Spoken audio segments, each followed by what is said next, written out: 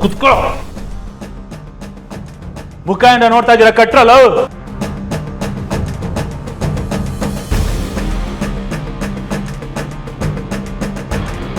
ಸುರು ಬಿಟ್ರೆ ಗೊತ್ತಾಗ್ಬಿಡ್ತೀನಿ.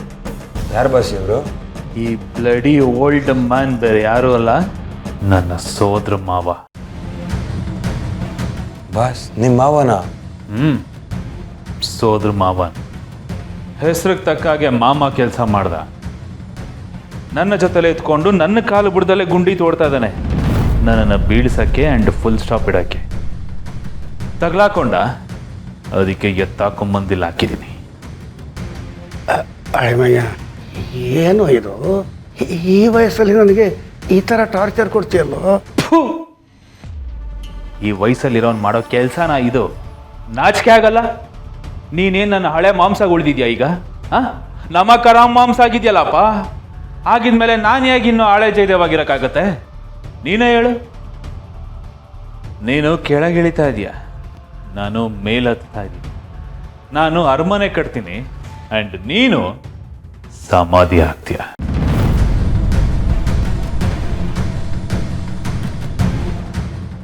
ಅಳಿಮಯ್ಯ, ಏನೋ ಹೇಳ್ತಾ ಇದೀಯಾ? ಇರೋದನ್ನೇ ಹೇಳ್ತಾ ಇದ್ದೀನಿ ಮಮ್ಮ. ಈಗ ಆಲ್ರೆಡಿ ಒಂದು ದೊಡ್ಡ ತಪ್ಪು ಮಾಡಿ ಎಡವಟ್ಟು ಮಾಡ್ಕೊಂಡಿದ್ಯಾ. ಇದಕ್ಕೆ ಮೇಲೇನಾದರೂ ಇಲ್ಲಿಂದ ತಪ್ಪಿಸ್ಕೊಂಡು ಓಡೋಗ್ತೀನಿ, ನನ್ನ ಪ್ಲ್ಯಾನ್ನ ಹಾಳು ಮಾಡ್ತೀನಿ, ಹಳ್ಳ ಇಡಿಸ್ತೀನಿ ಅಂತ ಏನಾದರೂ ನಿನ್ನ ಕಂತ್ರಿ ಬುದ್ಧಿ ತೋರಿಸಿದ್ರೆ ಇನ್ನೂ ನೀನು ನೆನಪು ಮಾತ್ರ ಓಂ ಶಾಂತಿ ಅನ್ನಿಸ್ಬಿಡ್ತೀನಿ. ಹುಷಾರ್. ಇಷ್ಟು ದಿನ ನಿನ್ನ ಮಾಮ್ಸ್ ಅಂತ ನೋಡ್ತಾ ಇದ್ದೆ, ಇನ್ನು ಮುಂದೆ ನೀನು ನನ್ನ ಶತ್ರುನೇ. ಏನು ಹೇಳು? ಶತ್ರು.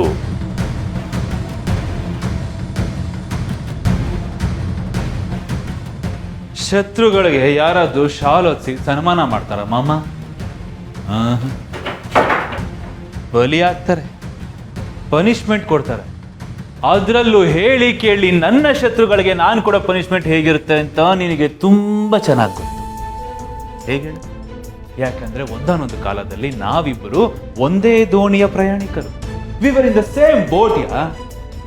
ಆದ್ರೆ ಏನು ಮಾಡ್ಲಿ ಮಾಮ, ನಿನ್ನ ಗ್ರಹಚಾರ ಕೆಟ್ಟಿ ನೀನೀಗ ಆಪೋಸಿಟ್ ದೋಣಿಗೆ ಎಗರಿದ್ಯಾ. ತಪ್ಪಲ್ವಾ ನೀನ್ ಮಾಡಿದ್ದು? ಅಳಿಮಯ್ಯ, ನಾನು ಏನೋ ಮಾಡಿದೆ? ಅಬ್ಬಬ್ಬಬ್ಬಬ್ಬ, ನೋಡ್ರೋ ಮೋದಿ ಮಾಮ ಮಾಡೋದೆಲ್ಲ ಮಾಡಿ ನನ್ನ ಜೊತೆಗೆ ಇದ್ದು ಬೆನ್ನಿಗೆ ಚೂರಿ ಹಾಕಿ ನನಗೆ ಹಳ್ಳ ತೋಡಕ್ಕೆ ಪ್ರಯತ್ನ ಪಟ್ಟು ಈಗ ಅಮಾಯಕಂತರ ನಾನು ಏನು ಮಾಡಿದ್ನೋ ಅಂತ ಕೇಳ್ತಾವನ. ಏನಲ್ಲಿ ಮಾಮ, ಮಾಡೋದೆಲ್ಲ ಮಾಡಿ ಡ್ರಾಮಾ ಆಡ್ತಾ ಇದೆಯಾ? ನನ್ನ ಕೋಪ ಯಾವ ಮಟ್ಟಕ್ಕೆ ಹೋಗುತ್ತೆ ಅಂತ ನಿನಗೆ ತುಂಬ ಚೆನ್ನಾಗಿ ಗೊತ್ತು. ಅಷ್ಟು ಗೊತ್ತಿದ್ದೂನು ಹಲ್ಕ ಕೆಲಸ ಮಾಡಿರೋದಲ್ದೆ ಏನು ಮಾಡ್ತಾ ಇದೀನಿ ಅಂತ ನನ್ನ ಪ್ರಶ್ನೆ ಬೇರೆ ಮಾಡ್ತಿದ್ಯಾ? ಅಂತ್ಯ ಆಡ್ಬಿಡ್ತೀನಿ.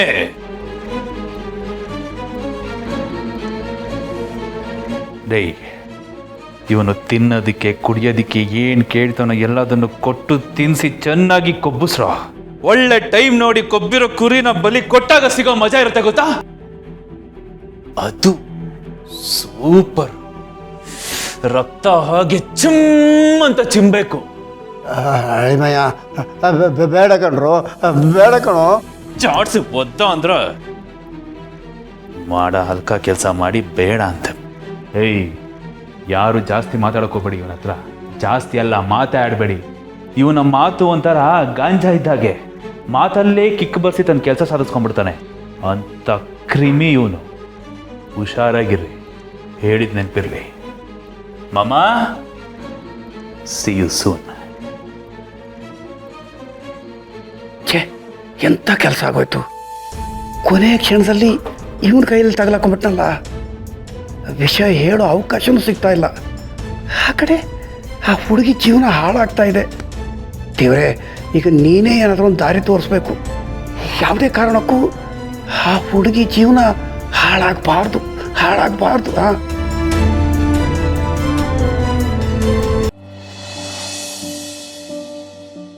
ಏನ ಮಗನೇ, ಖುಷಿನಾ? ಕ್ವಾಲಿಫೈಯರ್ ಆಯಿತು, ಸೆಮಿಫೈನಲ್ ಆಯಿತು, ಫೈನಲ್ಗೆ ಬಂದು ನಿಂತಿದ್ಯಾ. ಮ್ಯಾಚ್ ಗೆದ್ದಂಗೆ, ಕಪ್ಪು ನಮ್ಮದೇ. ಹ್ಞೂ ಕಣ. ಲವ್ ಮಾಡಿದ ಹುಡುಗಿನ ಮದುವೆ ಆಗ್ತಾ ಇದೆಯಾ ಅಂದರೆ ಅದು ಮ್ಯಾಚ್ ಗೆದ್ದಂಗೆನೆ, ಕಪ್ ನಮ್ಮ ಕೈಗೆ ಸೇರ್ದಂಗೆನೆ. ಸರಿ ಸರಿ, ಮೆಹಂದಿ ಶಾಸ್ತ್ರಕ್ಕೆ ಟೈಮ್ ಆಗ್ತಾ ಇದೆ. ಹೋಗಮ್ಮ, ಹುಡುಗಿನ ಕರ್ಕೊಂಡು ಬಾ. ಹಾಂ ಅಜ್ಜಿ, ಕರ್ಕೊಂಬರ್ತೀನಿ.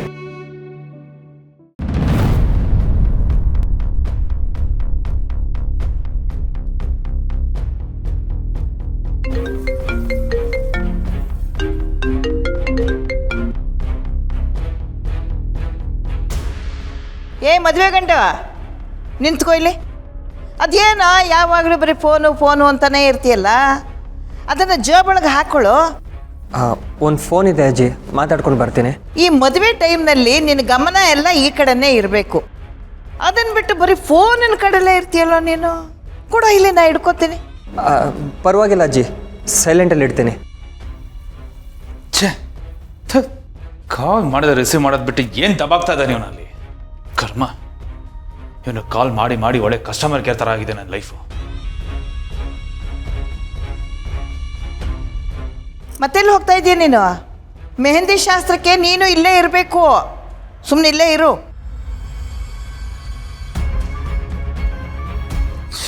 ಏನಾಗಿದೆ ಇವನ್ಗೆ?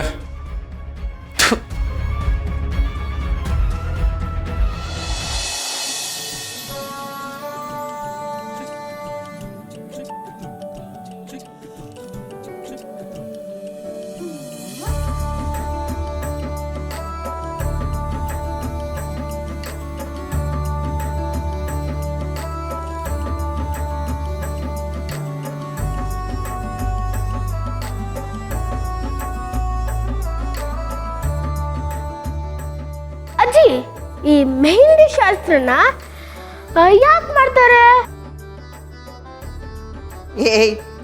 ಎಲ್ಲ ಶಾಸ್ತ್ರಕ್ಕೂ ಒಂದು ಪದ್ಧತಿ ಅಂತ ಇದೆ ಕಣೋ. ಆ ಶಾಸ್ತ್ರನೆಲ್ಲ ತಿಳ್ಕೊಂಡು ಮಾಡಿದ್ರೆ ಚೆನ್ನಾಗಿರುತ್ತೆ, ಇಲ್ಲಾಂದ್ರೆ ಕಾಟಾಚಾರಕ್ಕೆ ಮಾಡ್ದಂಗಾಗತ್ತೆ. ಕರೆಕ್ಟಾಗಿ ಹೇಳಿದ್ರಿ ಅಜ್ಜಿ. ನಂಬಿಕೆ ಇರಬೇಕು, ಆದರೆ ಮೂಢನಂಬಿಕೆ ಇರಬಾರ್ದು. ಹೌದು, ನಿಮ್ಮ ಕಾಲದಲ್ಲೂ ಈ ಥರ ಮೆಹಂದಿ ಶಾಸ್ತ್ರ ಎಲ್ಲ ಗ್ರ್ಯಾಂಡಾಗಿ ನಡೀತಾ ಇತ್ತು? ನಮ್ಮ ಕಾಲದಲ್ಲೂ ಇದೆಲ್ಲ ಇತ್ತಪ್ಪ, ಆದರೆ ಇಷ್ಟೊಂದು ವೈಭವದಿಂದ ಯಾರೂ ಮಾಡ್ತಿರ್ಲಿಲ್ಲ. ಸುಮ್ಮನೆ ಏನೋ ಸಿಕ್ಕಿದ್ರೆ ಒಂದಿಷ್ಟು ಹಚ್ಕೊತಿದ್ರು, ಏನೋ ಕಾರ್ಯ ನಡೀತಿತ್ತು.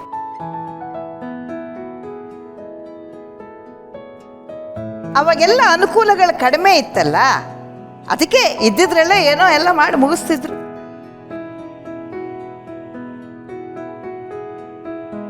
ಆಗಿನ ಕಾಲನೇ ಬೇರೆ, ಈಗಿನ ಕಾಲನೇ ಬೇರೆ. ಕಾಲಕ್ಕೆ ತಕ್ಕಂತೆ ನಾವು ಹೊಂದ್ಕೊಂಡು ಹೋಗ್ಬೇಕಲ್ವಾ? ಅಜ್ಜಿ ನೋಡಿ ಕಲ್ತ್ಕೊ. ಏನ ಎಷ್ಟು ಬ್ರಾಡ್ ಮೈಂಡೆಡ್ ಆಗಿ ಮಾತಾಡ್ತಾರೆ. ನೀನು ಇದೆಯಾ, ಒಂದೊಂದ್ಸಲ ಅಜ್ಜಿಗಿಂತ ವಯಸ್ಸಾಗಿರೋ ಥರ ಮಾತಾಡ್ತೀಯ.